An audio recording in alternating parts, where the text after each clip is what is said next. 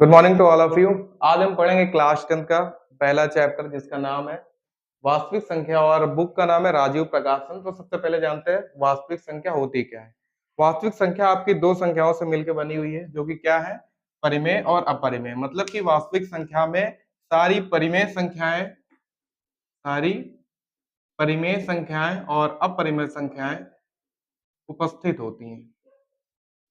अब आपको पता होगा कि परिमेय संख्याएं क्या होती है। परिमेय संख्याएं ऐसी संख्याएं होती हैं जिनको हम p बटे q के फॉर्म में लिख सकते हैं। वहां पे बस q जीरो नहीं होना चाहिए। क्या होता है, p बटे q के फॉर्म में लिख सकते हैं और q जीरो नहीं होने चाहिए। और अपरिमेय क्या होती है, अपरिमेय वो संख्याएं कहलाती हैं जिनको हम p बटे q के फॉर्म में नहीं लिख सकते, ओके, तो ये हमारी फर्स्ट क्लास है, इंट्रोडक्शन क्लास। तो पहला टॉपिक आपका क्या है, अभाज्य संख्याएं। अभाज्य संख्याएं क्या होती हैं? ऐसी संख्याएं जो स्वयं से कटती हैं और वन से कटती हैं, ऐसी संख्याएं क्या होती हैं, अभाज्य संख्याएं। जैसे हम एक उदाहरण लेते हैं, पहला उदाहरण हमारा जैसे 2 हो गया। अब 2 को देखिए, स्वयं से कटता है और वन से कटता है, इसके अलावा और किसी भी संख्या से नहीं कटेगा। ओके, दूसरी संख्या हमारी हो गई 3, 5, 7। ये सारी संख्याएं क्या है आपकी, अभाज्य संख्याएं। उसके अलावा भाज्य संख्या क्या होती है? भाज्य संख्या वे संख्याएं होती है जो स्वयं से भी कट जाए और दूसरों से भी कट जाए, ऐसी संख्या क्या कहलाती है, भाज्य संख्या। जैसे हमारी पहली संख्या क्या हो जाएगी, 4 हो जाएगी, 6, 8, 10, 9। ये सारी संख्याएं क्या है, भाज्य संख्याएं। आप सोच रहे होंगे कि 9 कैसे हो गई, तो 9 देखिए 3 से भी डिवाइड हो जाती है। 9 का एक क्या है, 3 फैक्टर है। अब यहाँ एक समझने वाली बात यह है कि यहाँ पे हमने 1 की बात नहीं की, कि ये भाज्य है या तो अभाज्य है। तो ये जान लीजिए कि ये ना तो भाज्य संख्या होती है ना ही अभाज्य होती है। इस गुणनखंड वृक्ष क्या होता है, ठीक है। जैसे हमें किसी भी संख्या का गुणनखंड निकालना है, मान लेते हैं एक संख्या हमारे पास 16 है, तो 16 का आप लासा निकालना बखूबी जानते हैं। तो लासा कैसे निकालेंगे, सबसे पहले चेक करेंगे 2 से डिवाइड होता है या नहीं। तो 2 से देखिए भाग हो जाता है, तो 2 से कितनी बार में, 8 बार में हो जाएगा। 2 अठे 16, 2 चौको 8, 2 दूनी 4 और 2 एकम में 2, ठीक है। तो अब ये 16 का गुणनखंड क्या हो जाएगा, ये आपके हो जाएंगे। इन संख्याओं को आप गुणनफल के रूप में लिख लीजिए। तो 16 का गुणनखंड आ गया 2 गुणे 2 गुणे 2 गुणे 2। अब इसी का दूसरा तरीका एक आपकी बुक में दिया है, फैक्टर ट्री मेथड, ठीक है। तो इसको मैं इरेज कर रहा हूँ। फैक्टर ट्री मेथड देखते हैं। इसी 16 का ही हम क्या करेंगे, फैक्टर ट्री मेथड से इसका गुणनखंड निकालेंगे। कैसे निकालते हैं, सबसे पहले इसको चेक करिए आप, ये किस डिजिट से डिवाइड हो रही है। सबसे पहले 2 से चेक करेंगे, तो 2 से देखिए आप ये डिवाइड हो जाती है। तो 2 से कितने बार में होगी, 2 अठे 16। फिर आप देखिए 8 क्या 2 से भाग हो रहा है या नहीं, तो 2 से ये 4 बार में हो जाएगा और ये भी 2 से 2 बार में हो जाएगा। उसके बाद ये आपका जो 2 है ये भी 1 बार में भाग हो जाएगा, ठीक है। अब आपको क्या करना है, ये जो आपने बनाया है गुणनखंड वृक्ष, ये हमारा एक गुणनखंड वृक्ष की तरह दिख रहा है जिसमें शाखाओं से शाखाएं जुड़ी हुई हैं। तो हम अब क्या करेंगे, 16 का गुणनखंड लिख लेंगे।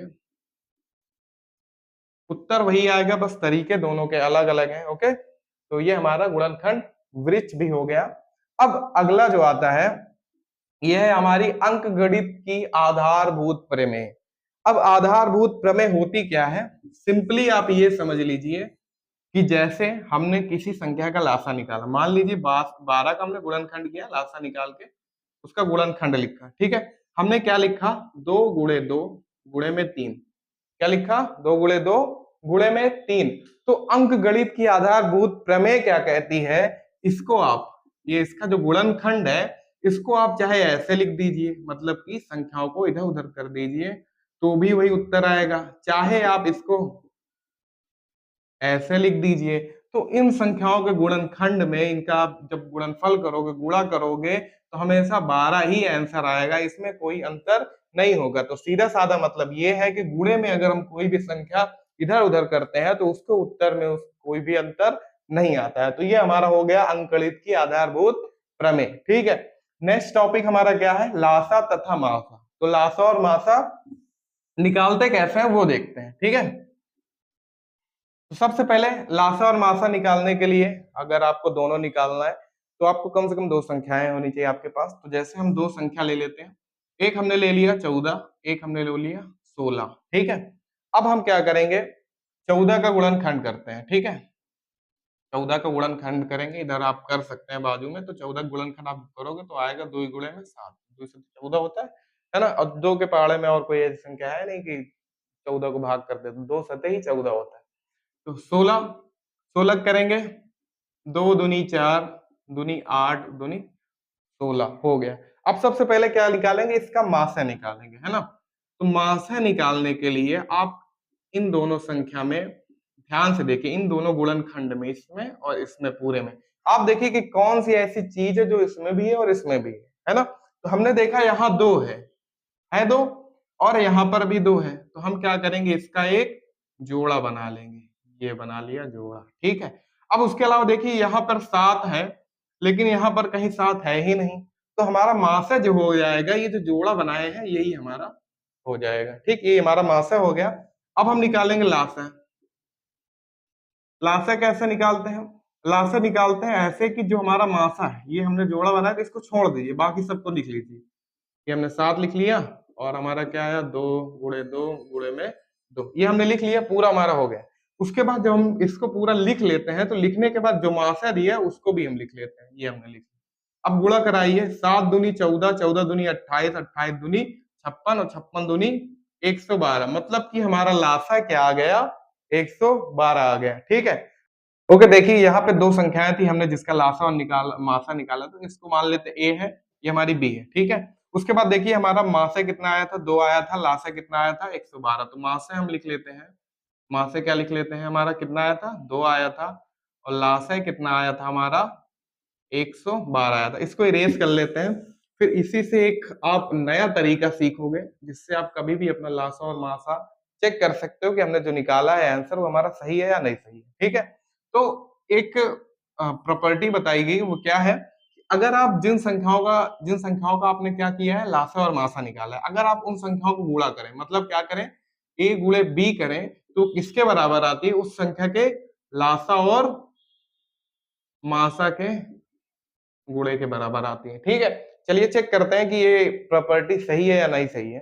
तो सबसे पहले देखते हैं ए गुणे बी, ए गुणे बी क्या है, ए की वैल्यू कितनी है, 14 है, ए का मान 14 है, बी का मान 16 है, बराबर लासा हमने निकाल रखा है 112। ठीक है, मासा हमने क्या निकाल रखा है, 2।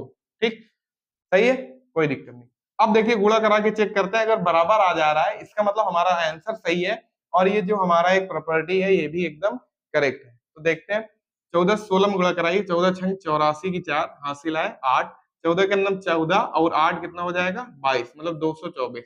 अब 112 दुनी 224, देखिए यहाँ पे बराबर आ गया, इसका मतलब क्या है, जो आपने ए गुणे बी बराबर लासा गुणे मासा पढ़ा था, ये एकदम करेक्ट है, और ये आगे आने वाले सवालों में आपकी बहुत ज्यादा सहायता करेगा। ओके, ये हमारा लासा और मासा हो गया, पर इसमें कभी कभी होता क्या है, कुछ इस तरह के सवाल आते हैं।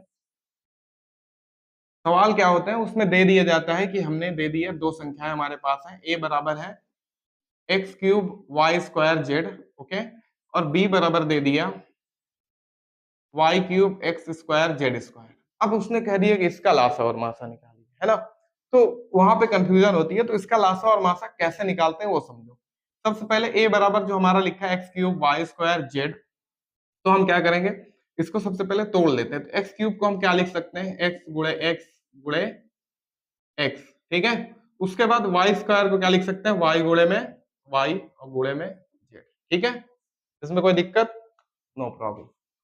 अब b बराबर देखते हैं, y को क्या लिख सकते हैं, y गुणे y गुणे में y और गुणे में x और गुणे में x, उसके बाद गुणे में z गुणे में z। ठीक, ये हो गया। अब हमको इसका निकालना है लासा है, पहले मासा निकाल लेते हैं, मासा क्या होता है। ठीक है, तो मासा क्या होता है, जो जो चीजें दोनों में होती हैं उन्हीं को हम मासा बोलते हैं, उसी से हम निकालते हैं। देखिए पहले एक x है हमारा, एक ये x है, और यहाँ पे भी x है, एक x ये मिल गया, इसको लिख लेते हैं, एक देखिए मिल गया दोनों में, एक x ये है, तो ये भी आ जाएगा। अब देखिए x यहाँ पर है, पर यहाँ पे और कोई x मौजूद नहीं है। ठीक, तो अब हम y को चेक करते हैं, तो y यहाँ पर भी है, यहाँ पर भी है, तो देखिए एक y यहाँ आ जाएगा, फिर ये y है, फिर ये y है, इसको लिख लेते हैं। अब देखिए यहाँ पे z है और कोई y नहीं है। अब जेड से चेक करते हैं, देखिए एक जेड यहाँ पे, एक जेड यहाँ पे है, तो ये आपका बन जाएगा पेयर। तो हमारा एक जेड यहाँ पर आ जाएगा। अब इसके अलावा जो भी चीजें बची हैं उनको हम क्या करेंगे, लासा में लिख लेंगे। ठीक है, क्या करते हैं, लासा में लिख लेते हैं। तो लासा में लिखते हैं, क्या क्या बचा हुआ देखिए, एक एक्स यहाँ पर बचा हुआ है, लिख लिया।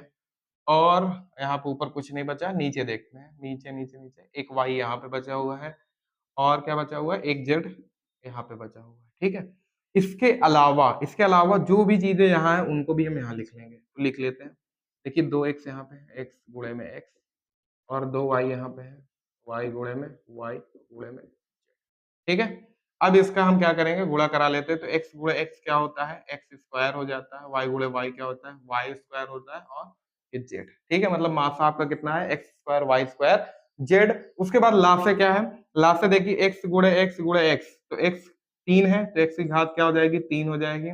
और वाई गुणे वाई, वाई की घात भी क्या हो जाएगी, 3 हो जाएगी। उसके बाद जेड गुणे जेड, तो क्या हो जाएगा, जेड स्क्वायर। यही आपका क्या निकल के आया, लास्ट है। ठीक है, तो ये एक लॉन्ग मेथड था। नेक्स्ट वीडियो में हम सीखेंगे कि इसको एकदम आसानी से और चुटकियों में कैसे निकालते हैं।